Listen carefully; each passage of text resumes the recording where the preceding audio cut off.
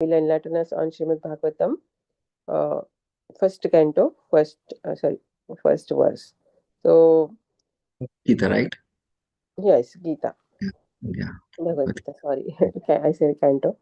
But today is very special class, and Prabhuji was visiting from New York to Baltimore Temple last weekend. So I requested Prabhuji if you can give association to our senior citizens. So he is here for you guys, you all special class giving, and I will give Prabhuji's brief introduction because he's first time on our call coming. So Prabhuji Shri Gopal Prabhu is coming from a pious Marwadi family from Hyderabad. He holds a bachelor degree in electronics engineering and worked in Gemini Communications Limited for a couple of years. Then he decided to take the life of monkhood in 2012 in Pune NVCC temple to share the wisdom of spirituality which is based scientifically. Rendered a lot of services in Pune temple like youth preaching, kitchen management, cooking, pujari seva, book distribution, etc. He traveled with His Grace Radhesham Prabhu for 2 years, assisting him in his travels and preaching. He is currently based in Brooklyn Temple, guiding, counseling, and mentoring the youth studying in various universities like NYU, Pace, and Stevens. Prabhuji helps youth in developing various leadership qualities like effective communication, accountability, self awareness, creativity, and various skills like cooking and drama. Prabhuji also extends himself in guiding the working professionals in big firms like Meta, Amazon. So we are so fortunate to have your association, Prabhuji. We are so blessed. So please take over the call now and Hare Krishna. welcome to the call. So let's So, chant 3 times Hari Bol to Prabhuji. He is coming first time. Hari Bol. Haribol, Haribol, Hari Bol. Haribol. And today is an auspicious day of Ekadashi. So happy Ekadashi to all of you. Hare. Please take over the call. Thank you. So should we have Kirtan for a couple of minutes or should we directly start the verse with the prayers? Yes, How do you do? Kirtan also good, yeah. Kirtan also good? Okay. Then small like couple of minutes of Jai Radha Madhav and Yes. then Jaya Radha Madhava Kunja Bihari Jaya Radha Madhava Kunja Kunja Vihari Bihari Gopi Janavallabha Girivardhari Jaya Gopi Gopi Janarandana Radhari Yashodanandana Braja Janaranjana Yashodanandana Braja Rajapachanandana Yashodanandana Braja Janaranjana Yashodanandana Brajaranjanandana Yamuna Tiravanachari Yamuna Yamuna Tira Tira Vanachari Jaya Radha Madhava Kunja Bihari Jaya Jaya Radha Radha Madhava Manjara Kunja Manjir Vihari Bihar Gopi Janavallabha Girivardhari Jaya Gopi Janavallabha Girivardhari Yashodanandana Braja Janaranjana Yashodanandana Braja Yamuna Rajapachanandana Tiravanachari Yamuna Yamuna Tira Manachari Hare Krishna, Krishna Krishna, Hare Hare, Jaya Hare Radha Rama, Madhava Hare Rama, Kunja Vihari Hare Hare. Hare Krishna, Krishna, Hare Hare Krishna, Krishna, Krishna Krishna Krishna, Krishna, Hare Hare Hare Hare, Hare Rama, Hare Hare Rama, Rama Rama Rama Rama Rama Hare Hare Hare Hare.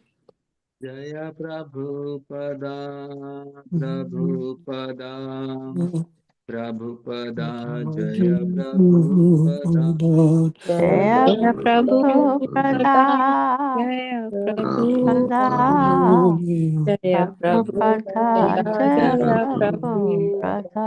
Prabhupada Shri हरिनाम संकीर्तन की जय, हरे कृष्ण महामंत्र की जय, Jai, Shri Radha माता की जय, गौ Jai, निताई जगन्नाथ जय बलदेव सुभद्रा की जय, संवेद गौर भक्त जय वृंद की जय, निताई गौर प्रेमानंदे।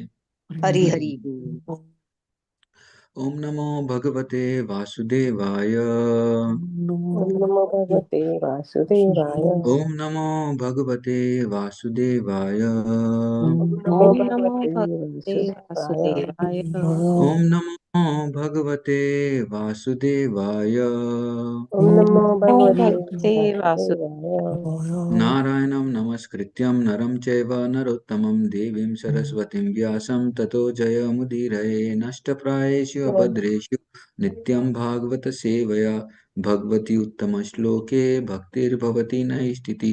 कृष्णाय वासुदेवाय देवकीनन्दनाय च नन्दगोपकुमाराय गोविन्दाय नमो नमः। Hare Krishna. So today, on the auspicious occasion of Bhaimi Ekadashi, we are. Uh, can you allow me to share all the screen, Yes, Mataji? Prabhuji. Yeah. Just a minute. Um, uh, so today, on the auspicious occasion of Bhaimi Ekadashi, we're fortunate to start our discourse on Bhagavad Gita. Like this is the first class now on Bhagavad Gita, or we are starting again, right? Yes, Prabhuji. This Mm. is like we did on Sunday, uh, Mm. but now we are on 18th chapter. So this Okay. is the second So class. Like second last time we are starting Saturday, Bhagavad Gita, right? last Saturday we did introduction, and now is first verse. Okay, okay, yeah. Yes, Prabhuji is the course now, so Yeah. I think you should be able to share, Prabhuji. Hmm. Okay, yeah, thank you. So where is this?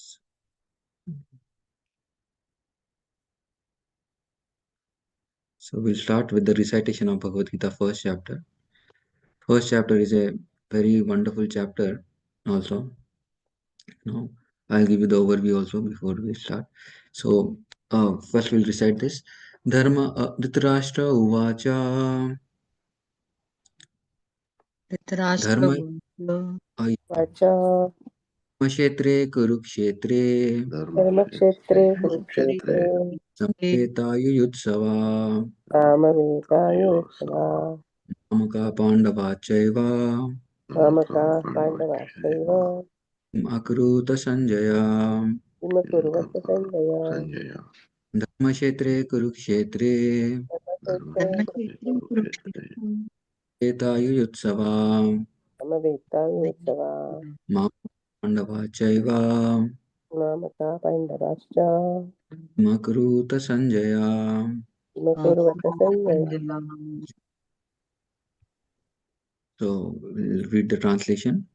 Dhritarashtra said, O Sanjaya, after my sons and the sons of Pandu assembled in the palace, in the place of pilgrimage at Kurukshetra, desiring to fight, what did they do? Srila Prabhupada's purport, Srila Prabhupada ki jai. Bhagavad Gita is widely read thesis science summarized in the Gita Mahatmya, glorification of Gita. There it says that one should read Bhagavad Gita very scrutinizingly with the help of a person who is a devotee of Sri Krishna and try to understand it without personally motivated interruption. The example of clear understanding is there in the Bhagavad Gita itself. In the way the teaching is understood by Arjuna, who heard the Gita directly from the Lord. If someone is fortunate enough to understand Bhagavad Gita in the line of disciplic succession without motivated interruption, then he surpasses all studies of the Vedic wisdom. and all the scriptures of the world. One will find in the Gita, in the Bhagavad Gita, all that is contained in one scripture, all that is contained, sorry, one will find in the Bhagavad Gita all that is contained in the other scriptures, but the readers will also find things which are not to be found elsewhere. This is specifically a specific standard of the Gita. It is perfect theistic science because it is directly spoken by the Supreme Personality of Godhead, Lord Sri Krishna. The topic discussed by Dhritarashtra and Sanjay as described in the Mahabharata fr- from the basic principle for this great philosophy. It is understood that this philosophy evolved on the battlefield of Kurukshetra, which is a sacred place of pilgrim for the immemorial time of the Vedic age. It is it was spoken by the Lord when he was present personally on this planet for the guidance of the mankind. The way the word Dharma Kshetre, a place where religion rituals are performed, is significant because on the battlefield of Kurukshetra, the Supreme Personality of Godhead was present on the side of Arjuna. Dhritarashtra, the father of the Kurus, was highly doubtful about the possibility of his son's ultimate victory. In his doubt, he inquired from his secretary Sanjay, what did they do? He was confident that both his sons and the sons of his younger brother Pandu were assembled in the field of Kurukshetra for a determined engagement of the war. Still, his inquiry is significant. He did not want a compromise between the cousins and the brothers, and he wanted to be sure of the faith of his sons on the battlefield. Because the battle was arranged to be fought at the Kurukshetra, which is mentioned elsewhere in the Vedas as the place of worship, even for the denizens of heaven, Dhritarashtra became very fearful about the influence of the holy place on the outcome of the battle. He knew very well that this would influence Arjuna and the sons of Pandu favorably, because by nature they were all virtuous. Sanjay was a student of Vyas, and therefore, by the mercy of Vyas, Sanjay was able to envision the battlefield of Kurukshetra even while he was in the room of Dhritarashtra. And so Dhritarashtra asked him about the situation on the battlefield. Both the Pandavas and the sons of Dhritarashtra belong to the same family, but Dhritarashtra's mind is disclosed herein. He deliberately claimed only his sons as gurus, and he separated the sons of Pandu from the family heritage. One can thus understand the specific position of Dhritarashtra in his relationship with his nephew, the son of Pandu. As in the paddy field, the unnecessary plants are taken out. So it is expected from the very beginning of these topics that in the religious field of Kurukshetra, where the father of religion Sri Krishna was present, the unwanted plants like Dhritarashtra's son Duryodhan and others will be wiped out, and the thoroughly religious persons headed by Yudhishthir will be established by the Lord. This is the significance of the word Dharma Kshetre and Kurukshetre, apart from the historical and Vedic importance. Hare Krishna. We'll recite the prayers. Om Ajnana Timirandasya Jnananjana Shalakaya Chakshunum Militam Yena Tasmai Shri Gurave Namaha Shri Chaitanya Manobhishtam Stapitam Yena Bhutale Swayam Rupa Kadamayam Dadati Sa Padantikam Vandeham Shri Guru Shri Yuta Padakamalam Shri Guru Vaishnavamishcha Shri Rupam Sagrajatam Sagana Raghunatam Vitam Tam Sajivam Sadvaitam Savadutam Parijana Sahitam Krishna Chaitanya Devam Shri Radha Krishna Padan Sagana Lalita Shri Vishakam Vitamischa नमो विष्णुपादाय कृष्णपृष्ठाय भूतले श्रीमते भक्तिवेदांत स्वामी निति नामिने नमस्ते सरस्वती देवे गौरवाणी प्रचारिणे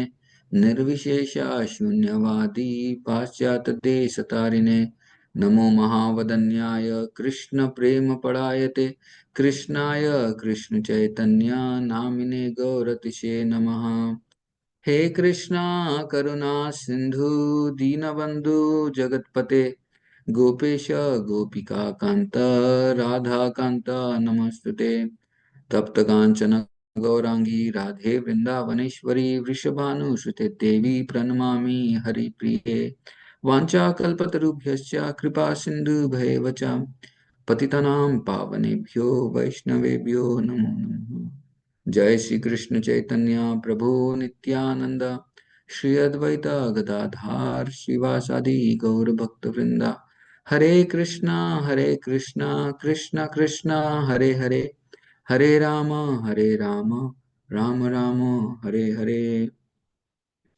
हरे Krishna. So I'm very fortunate that I have got this opportunity to serve all of you, especially on the occasion of this Ekadashi. And to begin with the Gita thing, it's like very, very auspicious for me.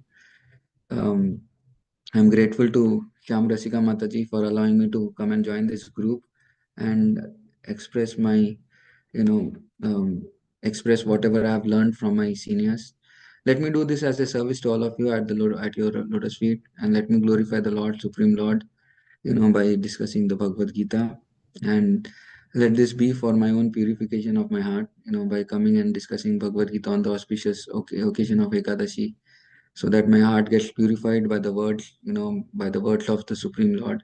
So I seek blessings of all the devotees. You're all seniors, Varishta Vaishnavas. So please bless me so that I speak properly in Parampara, whatever I've heard from my seniors, my spiritual master, my teachers, so that it will be beneficial for both of you, for you as well as for me. Hare Krishna, seeking blessings at your lotus feet. Hare Krishna. So we see in this section of this the Bhagavad Gita, which is starting now. Prabhupada writes in the introduction, what is the spirit of Bhagavad Gita? I just wanted to bring that thing before I start on this verse. Bhagavad Gita, Krishna tells that, the spirit of Bhagavad Gita is that we should accept four things. Prabhupada tells in the introduction. He tells that Krishna is the supreme personality of Godhead. That should be the strong conviction in our heart when we are reading Bhagavad Gita, that he is Bhagwan. Bhagwan means he is having all six opulences. He is beautiful, he's all beautiful, he's all knowledgeable, all powerful, he's all renounced, he's full of knowledge. And he's having all the six opulences. And we accept Krishna as the supreme personality of Godhead, as Bhagwan. So this should be the strong conviction in the heart of a reader who is reading Bhagavad Gita, to understand the spirit of to understand the Gita very nicely. And then Krishna tells in the Prabhupada writes in the introduction also that Gita should be understood just like devotee like Arjuna, who is in direct relationship with Krishna. So to understand Gita, one has to be indirectly linked with Krishna. It's very important that we want to understand Gita, but if there is no relationship with Krishna, then it's not possible for us to understand Krishna very easily. So that process of direct relationship with Krishna has to be established in the heart of a reader. Then the Gita, the message of Gita, sinks more easily in the heart. Or else the reading of Gita will be like another philosophical book, or very nice knowledgeable book for other people, because people don't understand the relationship with the Krishna, with Krishna. So it's not possible. And then Prabhupada writes another point in the introduction, that the way to establish relationship with Krishna is the process of devotional service. The process of devotional service is the only way that one by which one can revive his relationship with Krishna, without which it's not possible. So therefore, it's very important for us to understand that by engaging in devotional service only, that Bhagavad Gita can be understood, or else it's not possible for us to understand Bhagavad Gita. So it's very important for us to know this point. And the fourth point, what Prabhupada writes, is the spirit of Bhagavad Gita is mentioned in Bhagavad Gita itself. What is the spirit? That at least one should accept that Krishna is the supreme personality of Godhead. And other thing is that one should understand that it is, that the supreme personality of Godhead has been accepted by all the great acharyas. So it's not difficult for me to accept Krishna as the supreme personality of Godhead. So the spirit of Bhagavad Gita is that one should be non-envious, one should be not non-duplicious in front of Krishna at least, and should be ready to accept Krishna as it is. So this is what Krishna tells, before accept, in the introduction of Bhagavad Gita. So before I start, actually, I wanted to read this Gita Mahatmya's slokas also, because we are starting the Gita now, and it's very important that Shankaracharya has written few verses glorifying Bhagavad Gita. You know, so he tells that these slokas actually are very beautiful in one way to the understand the importance of Gita. Just by coming in touch with Gita, what can happen with a living entity. So the shlokas are Gita Shastradam Punyam Yat Pate Prayata Puman Vishnu Padam Avanoti Bhava Shokadi Varchite. If one properly follows the instructions of Bhagavad Gita, one can be freed from all the miseries and anxieties in this life, and one will surely attain the abode of Lord Vishnu. So everyone is looking, Shankaracharya, he tells that everyone is looking for, to be freed from the material anxieties, the miseries of this material world. What are the three miseries? Adi Bhautik, Adhyatmik, and Adi Devik miseries, which the living entity is going through. So everyone wants to to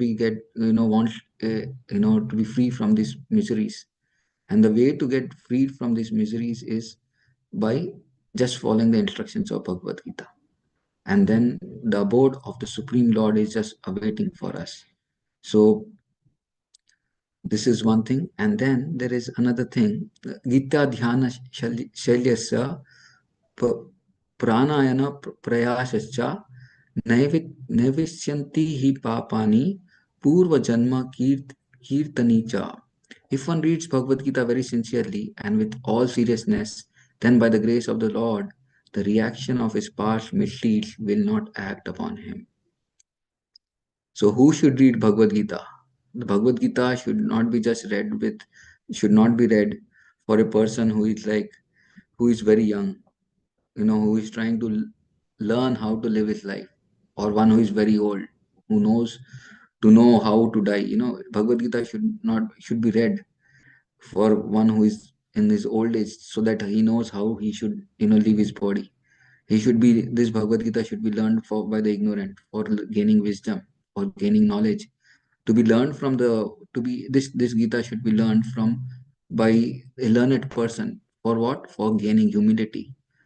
Not to learn this Gita should be learned by a rich person, so that he develops compassion. Gita should be learned by a weak person to gain strength, for a strong person to gain direction, and for a humble person to to be uh, to develop the quality of excitation, to be always be in a mood of serving actually, and for a person who is always troubled, or for attaining peace actually, and for a person, for a human being, for to attain guidance actually. So Gita should be read in a way that it has to be read in a way that is always, we are seeking something from it. So any person who is there in this world can approach Gita and read Gita and get benefited by this. The next shloka tells, Malina nirmochanam pumsam jalan snane dine dine sakrat gita amrita snanam smaran samsara mala nashanam. One may cleanse himself daily by taking a bath in water. But if one takes bath even once in the sacred Ganges water of Bhagavad Gita, for him the dirt of material life is altogether vanquished. So now it's like the time, very famous time in India, the Kumbh Snan is going on. Everyone wants to get rid of all the sinful activities what he has done in this lifetime, just by taking bath the in the Prayagraj, the confluence of three rivers, Yamuna, Ganga, and Saraswati. Everyone wants to take that, but this is only this Murat which is available this time only. People are very very fond of going there and taking bath only in this time, but other times not many want to go and take bath. But just by reading Bhagavad Gita, what is happening here is one gets cleansed of all the sinful activities, whatever he has done, just by taking bath. Just by reading few pages of Bhagavad Gita every day, few slokas of Bhagavad Gita, One can get rid of all the dirt of the material life, what he has accumulated for millions of lifetime, just by coming in touch with this very wonderful scripture of Bhagavad Gita. So it's very important for us to understand that coming in touch with Gita, it's very, very auspicious. You know, Lord Shiva, when he was taking uh, the Ganges on his head, which was coming from the lotus feet of the Lord, when it was piercing the universe and it was coming, and the force was so much that Bhagirath had to, do a lot of austerities to please Lord Shiva and request him that you have to take the Ganges on your jata, or else, by the force it is coming, it will pierce the earth and it will make the earth into pieces and go to different go down to Pataloka and other places. So it is only you who can hold the Ganges actually. So Lord Shiva actually holds the Ganges on his jata, and then he allows the Ganges to flow with the proper speed, so that it flows through the river. It flows through the earth actually. So same way here, Lord Shiva is taking that Ganges, but we are taking the words from the and the Ganges is coming from the lotus feet of the Lord. One which is coming from the lotus feet of the Lord has so much value. So how much should be the value of the words which are coming from the lotus mouth of the Lord?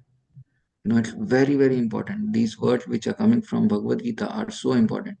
People want to get, cleansed, because this cleansing process is very beautiful. Anyone who wants to get purified, or, every day we take bath to cleanse ourselves, it's like removing all unwanted dirt from our body externally. But for mentally, these words are important. When we want to purify our mind, purify our consciousness, to take bath in these words is very, very important. Um, there's one very beautiful shloka again, Sarva Upadisha no Gao Dukta Gopala Nandana Patra Vastra Dira Bhukto Dukta Gita Amritam Mahat. This Gita Upanishad, Bhagavad Gita, the essence of all Upanishad, is just like a cow. And Lord Krishna, who is famous as cowherd boy, is milking the cow. Arjuna is just like a calf, and learned scholars and pure devotees are to drink the nectarian milk of Bhagavad Gita. So Krishna loves cows, and Krishna loves cows and wants to always milk the cows. That is his wonderful pastime. And now here Krishna is actually, milking the cow, and the cowherd boy, and the calf is none other than Arjuna. Arjuna is drinking the milk from the mother cow, that is Krishna, and learned scholars are getting benefited by the nectarian milk what is coming from the udders of the cow, Krishna. So it's so beneficial, these words from Bhagavad Gita. Shankaracharya, when he saw, few of his, when he was walking around, he saw one old man actually, about to die. And during that time, he saw that he was still reading, grammar. He was trying to read grammar and, Panini grammar, and trying to perfect his life, And then during that time, he tells, Arey, what are you doing?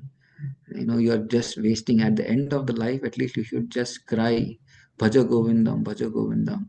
He sang that song after, seeing this situation of the people around, that, people were not taking shelter of Krishna. Unless people take shelter of Krishna, it's not possible.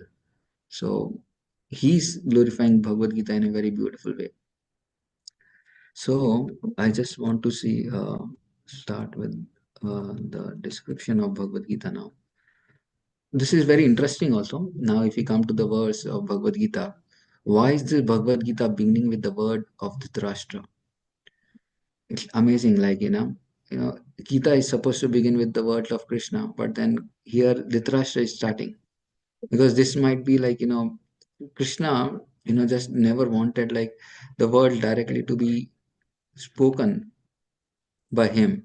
But why should, because it was on the battlefield of Kurukshetra, and, Dhritarashtra means, the word Dhritarashtra, if we see, the word Dhritarashtra means one who holds the kingdom. He wanted to hold the kingdom, and this is like the attached king who is holding to the kingdom. He's like who doesn't want to leave, and he's starting the Gita because it's like very important. Like the people around always want to hold something, and he's speaking the mentality of him, that how he can be transformed. So Bhagavad Gita starts with the message that any person who is attached to himself, any person who is attached, and how his attachment can be changed to different thing, to the right thing. We see Bhagavad Gita has got 700 shlokas, and out of which Krishna has spoken around 574 verses in Gita, and Arjuna spoke around 84 verses, and Sanjaya spoke around 41 verses, and Dhritarashtra spoke one verse. So this is the summary substance of Gita, because Gita contains more of the words of Krishna. And the dialogue between Krishna and Arjuna has been so perfectly presented. In fact, the description of Gita comes exactly in the middle of Bhagavad, in middle of Mahabharata. Mahabharata has got 125 verses, and among 125 verses, Bhagavad Gita comes exactly in the center. And what is the center verse of exact Bhagavad Gita? Which comes in the center is the main verse of Bhagavad Gita. It's like the treasure which has been kept. This Prabhupada gives this example also many times, that Bhagavad Gita has been protected with. When it comes to the description, then he gives this example that Bhagavad Gita has been protected with, like a jewel has been protected in a safe box. The covering of the box is like the first six chapters of the Bhagavad Gita are like the first covering of the box, and the last six chapters which described are like the rear of the box, but the middle six chapters are the exact jewel what is been presented, that is Bhakti Yoga has been presented in this middle six chapters. And the middle verse which comes in the Mahabharata, the exact middle verse, the which comes is man manabha mad bhakto madhyaji mam namaskuru mam evesyachi yuktavam Atmanamat Parayana. So this verse is the center verse describing the glories, the way Vyasdev has given this knowledge in Mahabharata also is amazing. The way he has written. So this is exactly the center verse, this is the middle verse of description of Bhagavad Gita, what comes. So, we see here Dhritarashtra has the four reasons. Now coming to the verse now, Dhritarashtra has got four reasons for asking this question. He is very desirous that his sons should win the battle, you know but he is very doubtful also. He has another reason, is doubting the very doubtful what will be the outcome of the battlefield. And then he's very fearful also, fearful of losing all his sons, because Lord Krishna is present and the Pandavas are present, which are very victorious, and they have done uh, many feasts before also, in which they were like very victorious. So here also he was very hopeful, very fearful that something extraordinary may take place and he may lose this battle. But he was very hopeful that what was the hope, that the place will be very be influential on the Pandavas, not on the Kauravas. So he was very afraid of coming knowing the reason that why is this battlefield taking place in this region of Kurukshetra, because it's very harmful impact of this one. So if we read Bhagavad Gita, they are like, we come across three blindness. One blindness is about Dhritarashtra blindness. He's physically blind. He's like, he's blind physically, and he was the most self evident that he was blind from the birth. But the point was he could not see anything. So therefore he's asking Sanjay for everything. And there was another blindness which was there, that was of Duryodhana's blindness, because he was blind because of the envy towards Pandavas. He just could not live with the Pandavas around.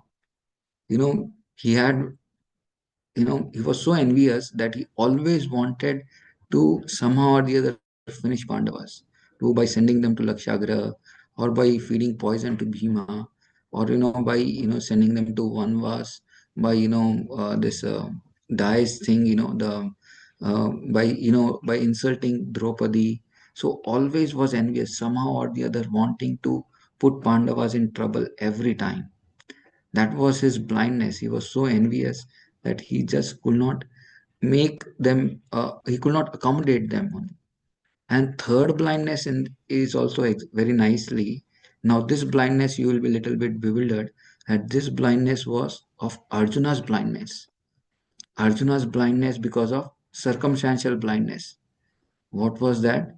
Arjuna could not understand what his duties were, what his responsibilities were there when he saw so many relatives which were assembled in front of him and who were ready to die either for him or from him. So this responsibility, of how to protect the society, how to protect everyone, we couldn't understand this thing. In fact, in the Bhagavad Gita, in the 46th verse, he tells that my hands are getting, I cannot hold my Gandiva now. My hands are standing, the hairs on my hands are standing on the end, and I'm feeling so paralyzed that I just cannot fight now. I'm so, I'm so confused. What am I supposed to do? So this was like circumstantial blindness of Arjuna. And this happens more with us now. We are also most of the time circumstantial blind. We may not have Dhritarashtra blindness, or we may not have Duryodhan's blindness most of the time, but we can have more or most of the time is Arjuna's blindness. Arjuna's blindness of circumstantial blindness. What we can see, most of the time we don't know exactly what should be our choices or what should be our responsibilities while making any decision. Whether I'm favoring someone or I'm just helping someone, or I'm supposed to do this responsibility or that responsibility, which one should be my priority, which responsibility should I take. So this is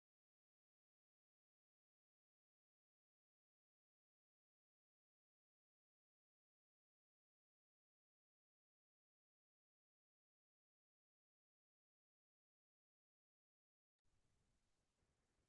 of Arjuna. Hare Krishna, Prabhuji. We can't hear you. I think there's some internet problem. Stopped. Your video is stopped.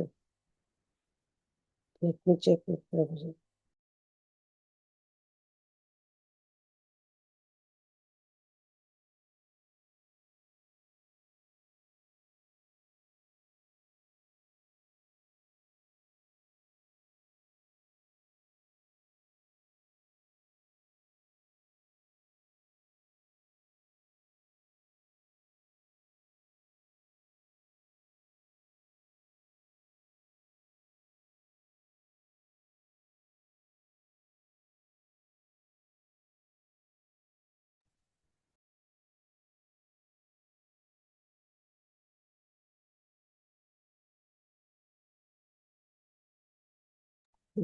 Let me disconnect and I will call Prabhuji. Hare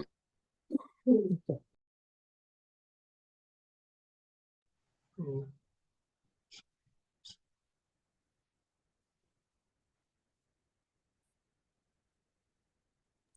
No, we can see you, Prabhuji, now. Okay. Am I audible also? Yes, yes. Yeah. Sorry, actually, there is some problem with the net here for past few days. Every 30 minutes or so, it gets disconnected automatically and it reconnects. So this is causing some anxiety for some of us. Okay. So this is like some problems which always come. This is what material world is. We cannot expect all peaceful life here. Dukhalayam, padam padam yad padam natesham. There is anxiety always. There is some problem every time. We want to give or discuss something on Bhagavad Gita also. There are some technical problems which always comes also like this. Okay, so what we were discussing about is the blindness, actually, the blindness. So any situation we are in, we don't want to be blinded by, different circumstances, and for that, the message of Gita is very important. And how does the Gita message sink in our hearts or sink in our lives is Prabhupada writes a very beautiful point in the purport is, uh, one second, I'll just come to the purport. It is told very nicely in the purport that uh,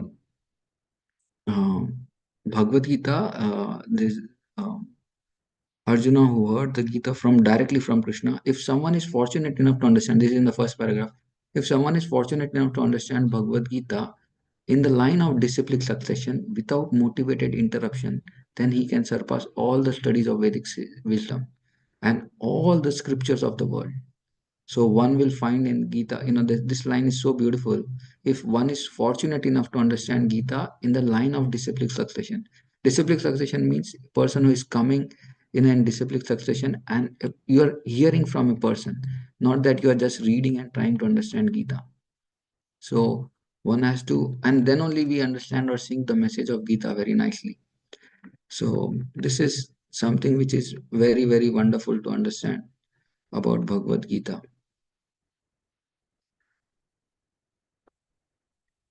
And then now there is one more theme which I wanted to discuss in this chapter because you know this is about me and we.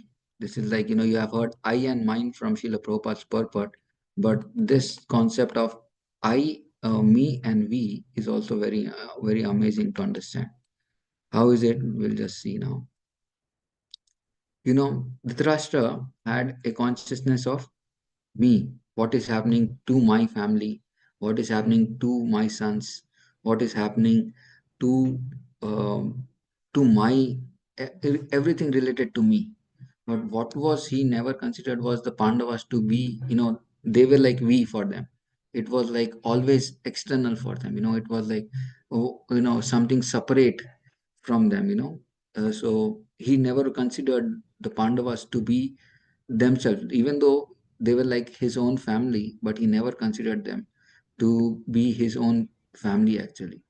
And this is like very challenging situation for Dhritarashtra in one way, that he's not able to understand the importance of the message.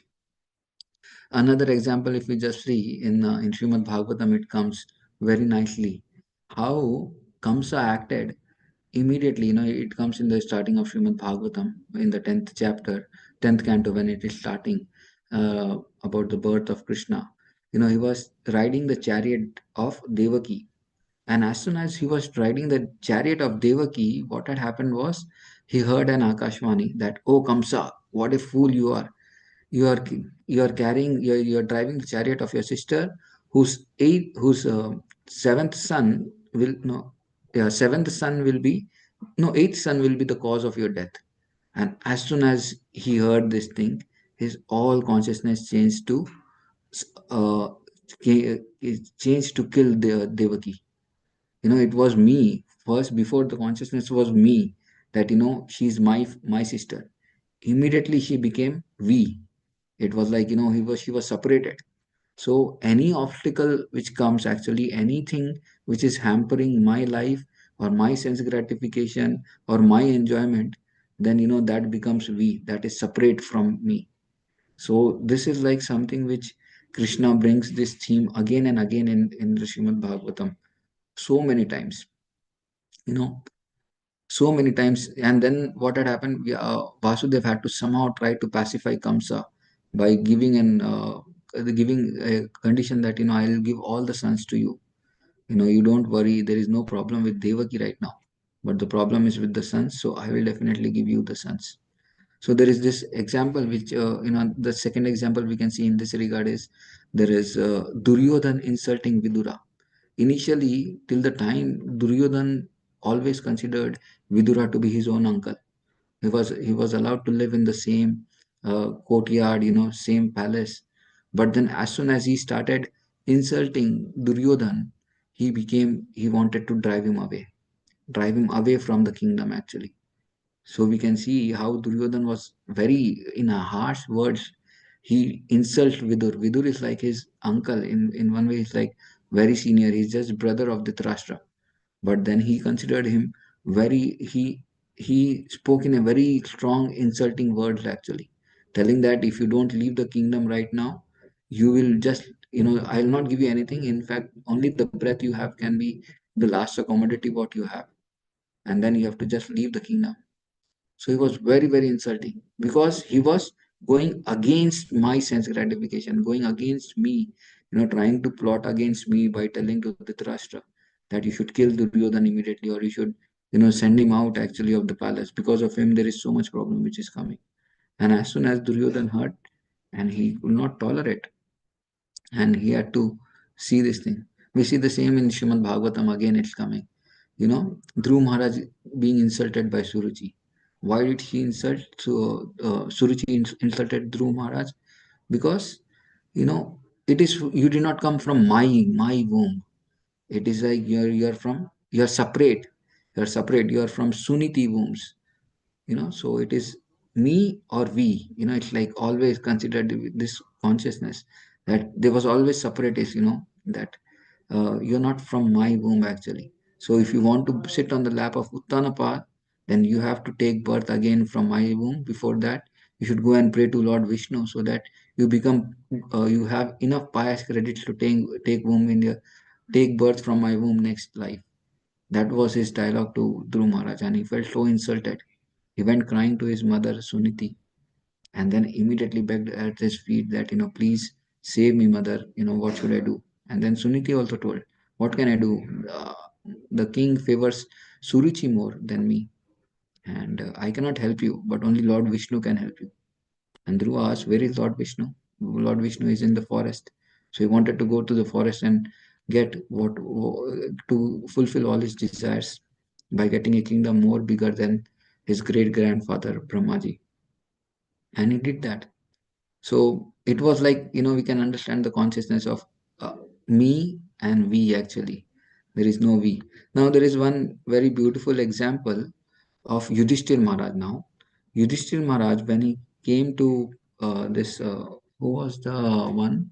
When all his brothers had died. Um, who was that? Yaksha? No, Yaksha, right?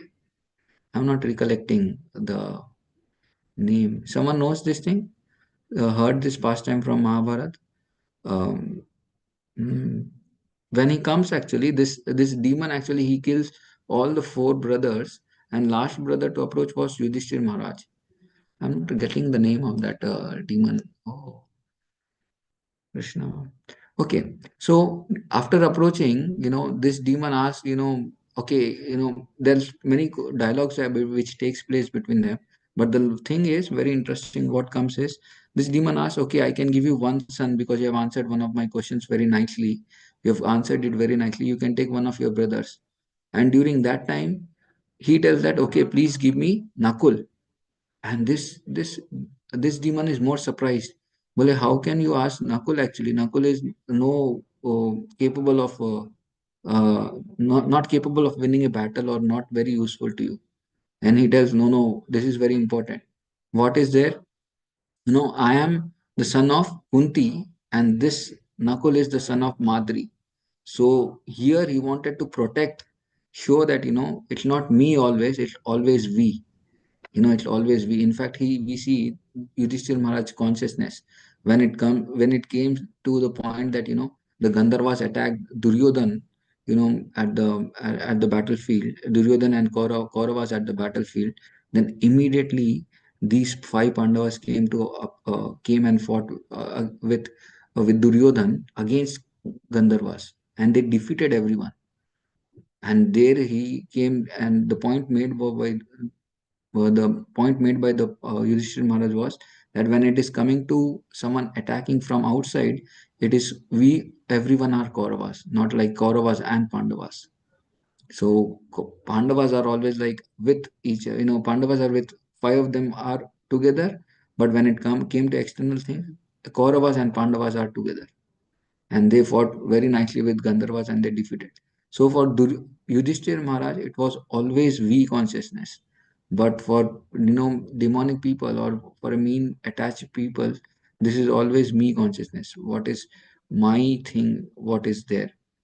We see in Ramayana also about Kaikai, how she had polluted consciousness of always considering. Before that, before mantra actually polluting the mind of Kaikai, it was always, we consciousness, that, all four brothers were very nice. Ram, Bharat, Lakshman, and Shatrughna were all my sons.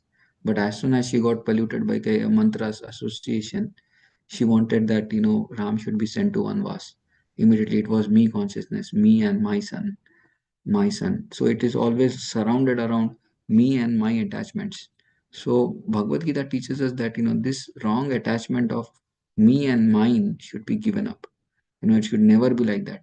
We see most of the times, like in India, it's very common that, the mother-in-law treating his um, daughter-in-law not properly, but she expects the same thing to happen with his daughter. That, his daughter, when he is been given to marriage in some other house, she should be treated very nicely, but she's not treating her own daughter-in-law very nicely. So that me and we consciousness is not there also. This is like practically we can see also. Sas Bahu, there is always some problem. But when it is daughter ma and ma, ma or beti, there is no problem at all. There is always like very great love, because the consciousness is always of we, but here the consciousness is always of we. So it's like something which we need to learn from Bhagavad Gita, how to overcome the consciousness from me to we.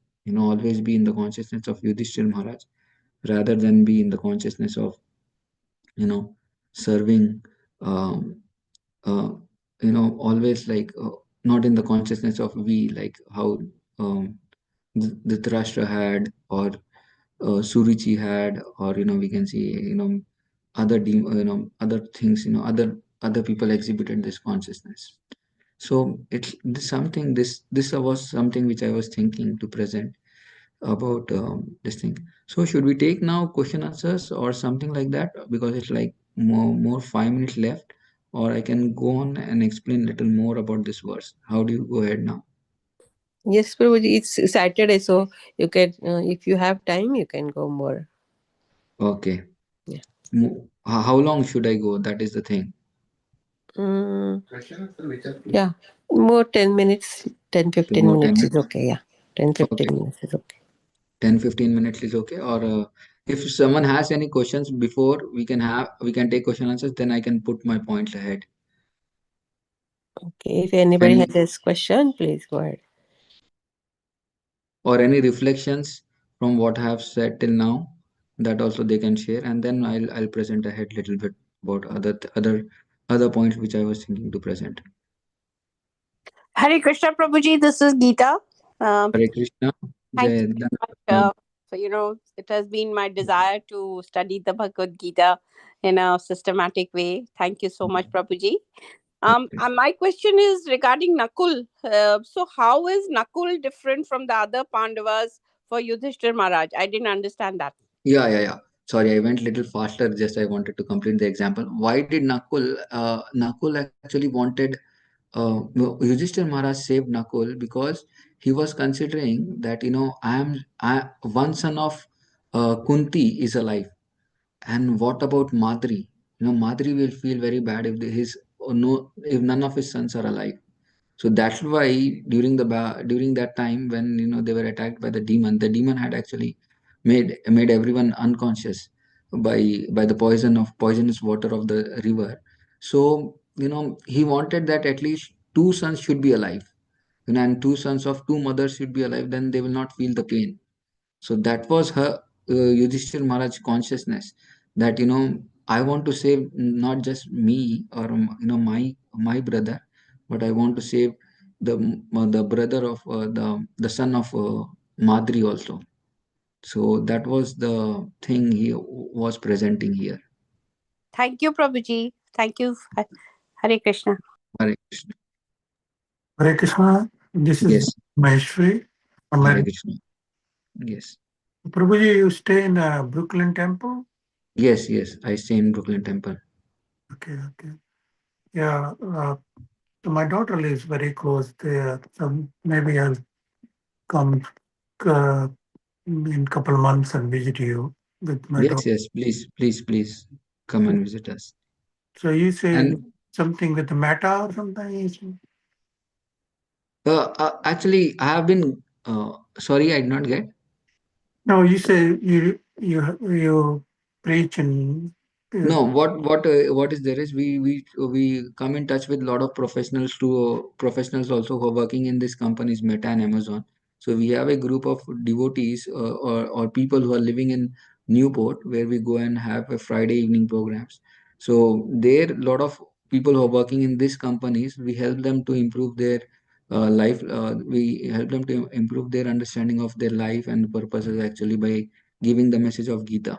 So yesterday night we had a very nice program. Around 30 youths had come, boys and girls had come, and then we help. We always have like this program helping them closer to understand the values of Bhagavad Gita, and help them understand what is the purpose of life and other things like that. So that's how I was telling that I help the students or the working professionals to have more proper understanding of their life by giving this knowledge. yeah, that will be very nice. My daughter is up in meta, so that's I was asking if Oh she. yeah, definitely. Actually, we don't go to the companies to do this thing. We have whenever it is possible, we go there. But most of the time, we go to the home actually of one of the working professionals here who has opened his home for conducting the program. So that becomes a easier thing than going to the company, and making it so official that we hardly can go in 3 months one time. But here we can go every week and invite so many of the people who are like-minded to come and attend these classes actually. So that becomes a very easy thing. If your daughter lives near Newport or New Jersey, she can always come visit us actually. Is it on your YouTube, Prabhuji? The recording or something? No, no, no. This is in person actually. So Oh, whatever we do, it is in person. thank you, Prabhuji. Mm. And one question I have is Yeah, not from today's reading, but in general from Gita. Uh, we read about Atma. Atma मरती नहीं है, जलती नहीं है, destroy नहीं हो सकती है. yeah. जब हम when we thinking like final goal, आत्मा को परमात्मा से मिलना, तो then it's not like vanished or merged or whatever you call that process. Mm. आत्मा को परमात्मा से मिलना means that is the goal you're Yeah, asking? moksha. What is moksha? Oh, moksha. Actually, this concept of moksha is also very interesting. People have very different understanding of moksha or liberation. Moksha means liberation. Mm. Many people they want to get rid of the material anxiety what they have.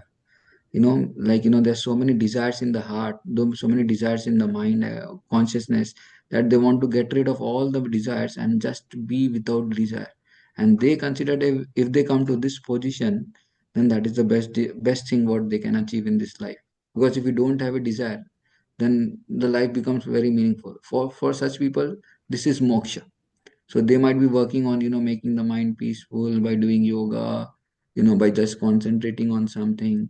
So for them the goal is not very clear. So the goal is like just attaining moksha. This is one type of liberation. People are so many people, they have this achieve, they want to achieve this thing. Another type of liberation, this is called this type of liberation is you know very very harmful in one way, because this can never happen. Our soul has got desires, and those desires will never get be removed actually. So this is something which they have a wrong conception by telling no. This is called neti neti neti, not this, not that, not this, not that. But if you see anything, you get a desire. Suppose I see something to eat, something very nice, then I have a desire that I should eat it. So you cannot keep just telling no, no, no. But what we as a devotee do is we spiritualize the desire. We make that desire more spiritualized by having the same desire and connecting with Krishna. Then the desire becomes very spiritualized. So it's very easy thing. I suppose I want to eat something very nicely. So what I do is I make that thing, offer it to Krishna, and take that thing. At least by that Krishna is in the picture, and I get the credit of purifying that desire. So here moksha means, and this is one type of people who consider this as moksha by giving up all desires. Second type of moksha is that there is this Mayavad conception of moksha, that I want to merge into the Brahman. That they understanding that the light coming from the Supreme Lord is called Brahman actually. And that by merging their own existence in the Brahman, like परमात्मा में मिलीन हो जाना चाहिए, ऐसा बोलते हैं लोग.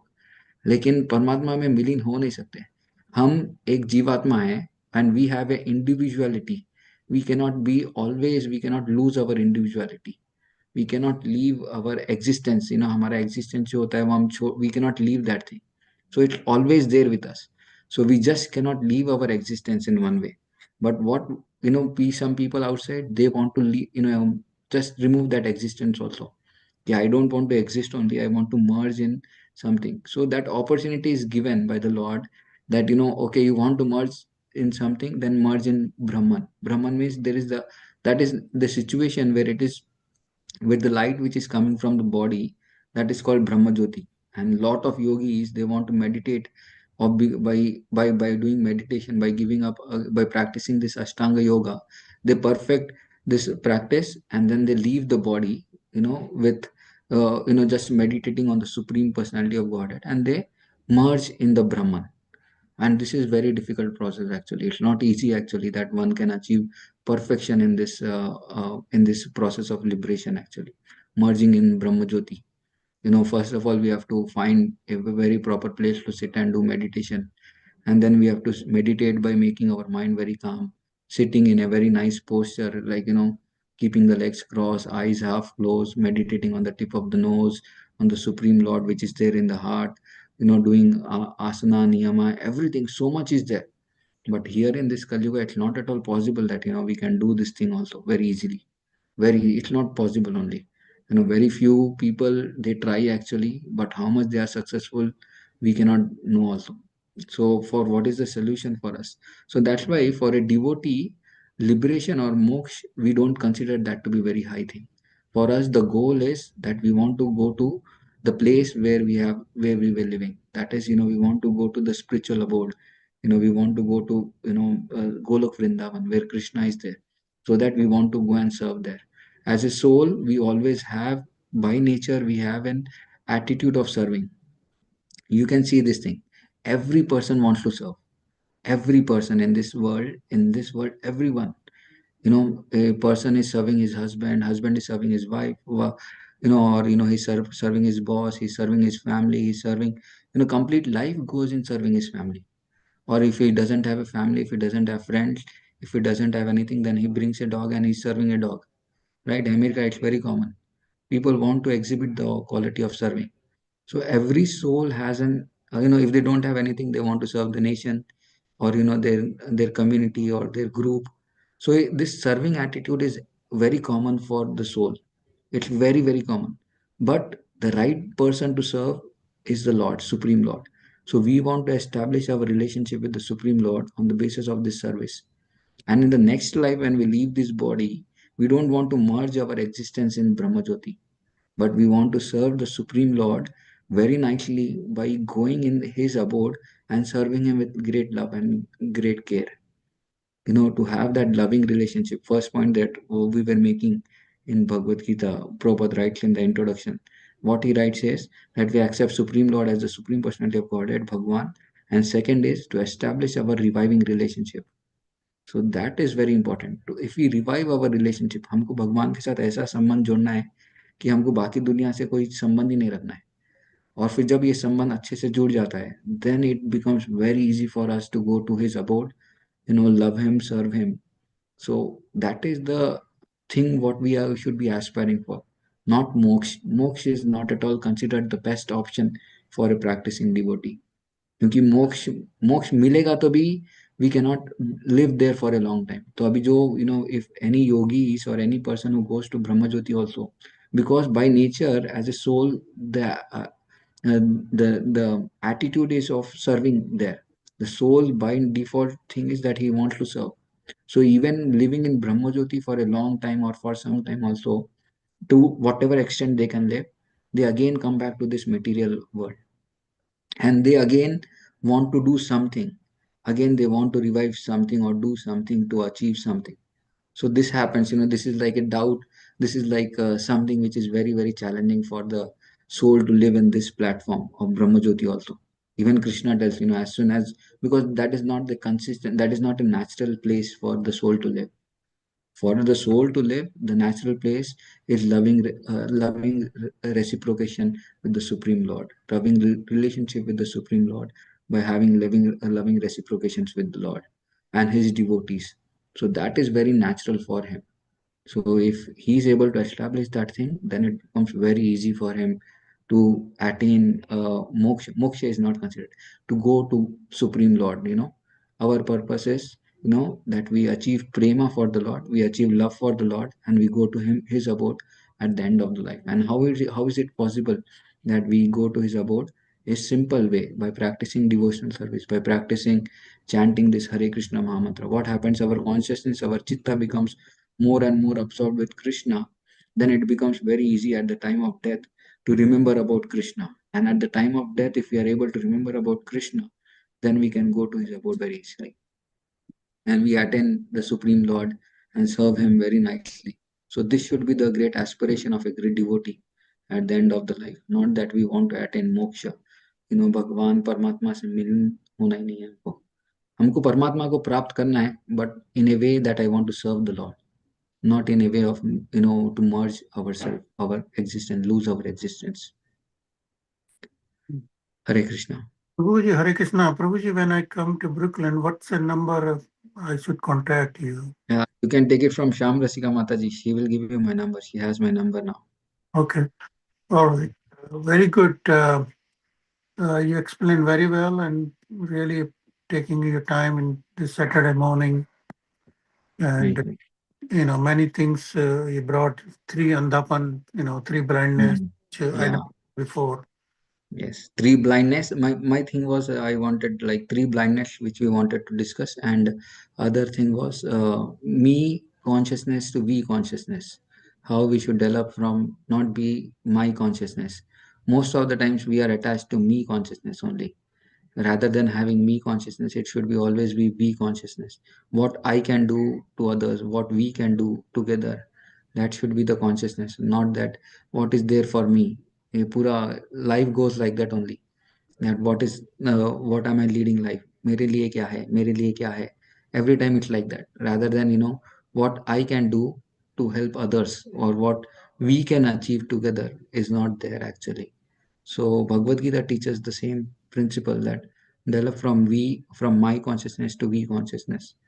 Arjuna was consciousness was, he was always concerned about we, what will happen to Kauravas, what will happen to everyone. Not that he was like Dhritarashtra, that मेरे बच्चों का क्या हुआ, मेरा क्या होगा, मेरा परिवार. It's always like मेरा, then सबका. That is something which was the subject matter which I wanted to speak. Okay. So I think now it's I have a 8:30. quick question, Prabhuji, Yes. regarding Sanjay. So Yeah. Sanjay also must have been a exalted soul, right? Yes. Hmm. Yeah, exalted soul. Yes. Because Sanjay was also such a wonderful personality that he was given uh, he was the disciple of Vyasadeva, and he was given this very wonderful what do you call very wonderful benediction that he could see what was happening. Like that time there was no television what was there, but still he could see what was happening around in the battlefield in spite of sitting in the Dhritarashtra's palace. And his understanding of the Supreme Lord was very clear. We hear a lot of slokas from Sanjay also, how he glorifies the Supreme Lord Krishna. So it's like very beautiful. So Sanjay's life also is very, very amazing in one way to understand. So how was Sanjay related to Dhritarashtra? Sanjay is related. Sanjay is like a minister there. He's always like a helping guide for Dhritarashtra. Always helping him to take the right decisions and help him. But in spite of giving the right advice, Dhritarashtra was so blinded by his blindness to his attachment towards Duryodhan that he could not take the right decisions. So he was a minister who was always helping him to come to the right understanding, but he was not coming. Our Dhritarashtra was not coming at all to the right So decision. it was like Vidura. just like Yeah, Vidura. Vidura. Yes, just So, but like is Vidura like Vidura. Pandavas and Dhritarashtra? They say that, I mean, they were brothers. Pandavas were like brothers of. I mean, so how was Vidura related to Dhritarashtra? Like Vidura. exactly the same relationship as Pandava's father, and Yes, yes. What had happened was, Vyasdev, Vyasdev, when he came to give the child, Ambika, she was quite afraid by seeing the form of Vyasdev, and immediately he sent one of her maids to beget that child. And because that was done, he was like the brother of this thing. He was the brother, but he was born from the maid. So it was like Pandu was born, this Dhritarashtra was born, and then Vidur was born. So all three were born actually, but by Vyasdev, because he came to give the child, because they did not have a proper father to give the child. So Amba and Ambika, they had conceived Pandav and Dhritarashtra. And he had other maid, he conceived actually Vidur. So all three were brothers. yeah, but Vidura had a lower position because of the fact that he Yes, yes. was of because the maid, right? Yeah, because he was from the maid, he had lower position actually. Thank you, Prabhuji. Thank you. Hare Krishna.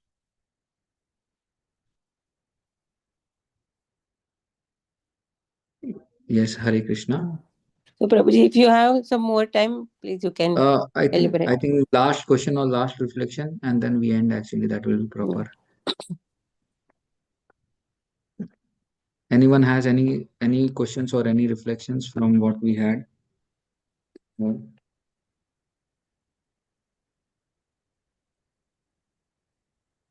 Hare Krishna, Prabhuji. It's such a wonderful class, Prabhuji, and we love the point you said that we have to come on the platform of consciousness from me to we.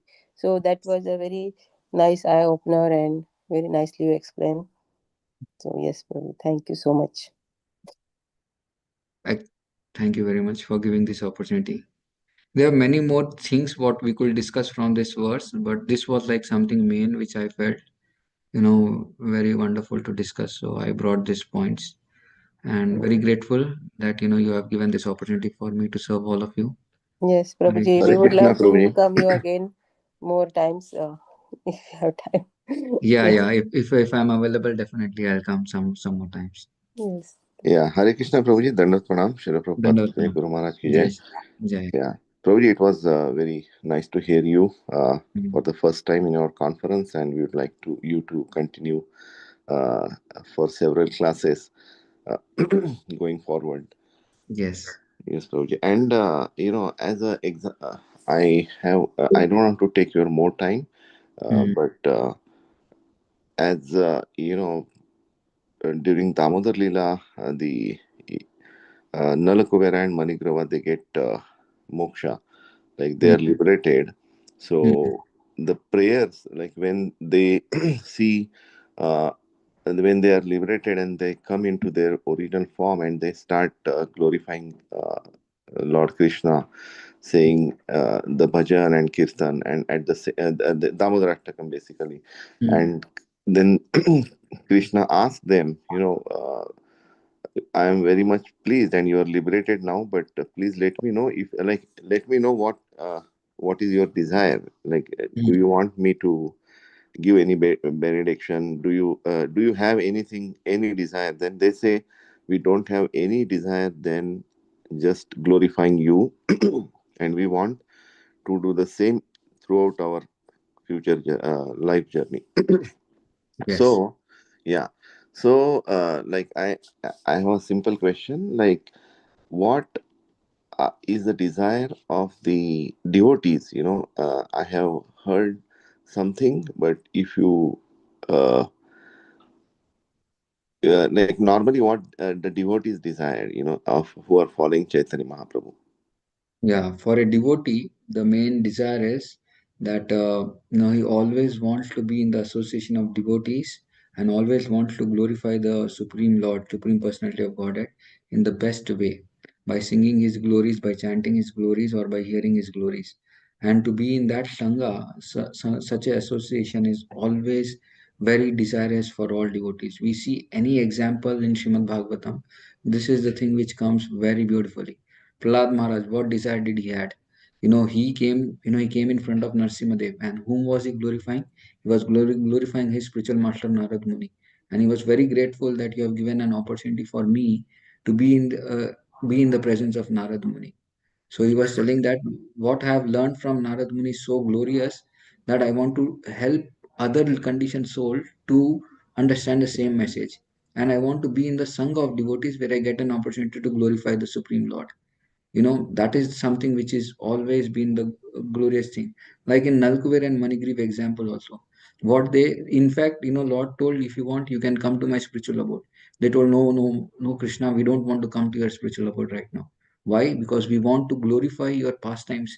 What we have witnessed in Nanda Bhavan by standing as a trees, we want to glorify those pastimes to all the demigods who are there.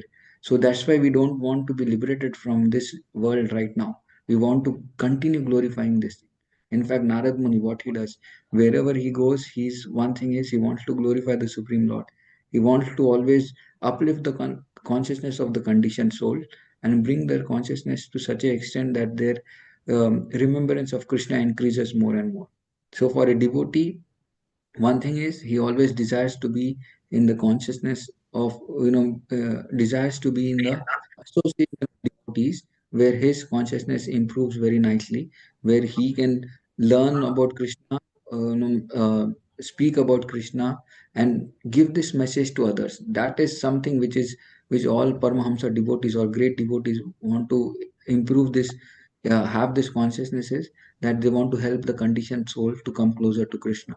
That is something which is very, very desirous of all the of all the pure devotees. Prahlad Maharaj wanted to help everyone actually, that he wanted to stay here in this material world till the time all conditioned souls are delivered. So this is the consciousness of all the disciples of Chaitanya Mahaprabhu, all the followers of Chaitanya Mahaprabhu. Srila Prabhupada came here into US for just for delivering so many conditioned souls. So he was trying it in India, but it wasn't working there so strongly. So he told, "Let me go and try it in US." And here he got an opportunity, and he preached very strongly to the hippies, and they became happy eventually because of Srila Prabhupada's, giving this message of Krishna to them. So a pure devotee always wants to uplift the consciousness. That is the thing. That is the desire of a pure devotee. But for us, for a conditioned soul, we at least want our consciousness to be on the very nice level. For that, we want to always be on the association of devotees. And next, whatever in that association of devotees, whenever we get an opportunity to preach to other people, to give this message to other people, we want to take that opportunity and help those conditioned souls to bring them closer to Krishna. So this is something which is very important for us to develop this type of consciousness, to be in the association of devotees, to always get an opportunity to hear Krishna Katha, to always get an opportunity to chant the holy name, to always take prasad, to engage in devotional service by physically present. So this is very, very important. Like these consciousness should be there, these desires should be there in the heart of a pure devotee or in the heart of a devotee, upcoming devotees. Yes, Toji, thank you so much. Actually, what I understood, today's takeaway, I can say, every devotee definitely has a desire to be with the moment of Chaitanya Mahaprabhu, which is the Sankirtan moment. So, they be into the glorification of the Lord every time by saying Hare Krishna, Krishna Krishna, Hare Hare, Hare Ram, Ram, Hare Hare. Yes, Prabhuji, thank you so much. Thank you. Hare Krishna. Hare Krishna. Hare Krishna. Hare Krishna. Hare Krishna. If nobody has any question or comments, we can end up the call here. वाञ्छाकल्पतरुश्च पतितानां पावनेभ्यो वैष्णवेभ्यो नमो नमः। अनंत कोटि वैष्णववृंद की जय। नमाचार्य शरदास ठाकुर की जय। श्रील प्रभुपाद की जय। भगवद गीता की जय। His Grace Sri Gopal Prabhu ji ki jai. Thank you so much, Prabhu ji, for your time and wonderful guidance. Hare Krishna. Thank Hare you, Krishna. Prabhuji. Hari Hare Bol. Krishna. Hari Hari Bol. Bol. Hari Bol. Hare Bol. Thank you, Prabhuji. Thank Hare you, Krishna. Prabhuji. See you sometimes in the Brooklyn Temple. Hare Krishna. Yes, yes. Hare Krishna. Hare Bol. Hare. Hare Bol. Hari Bol. Hari Bol.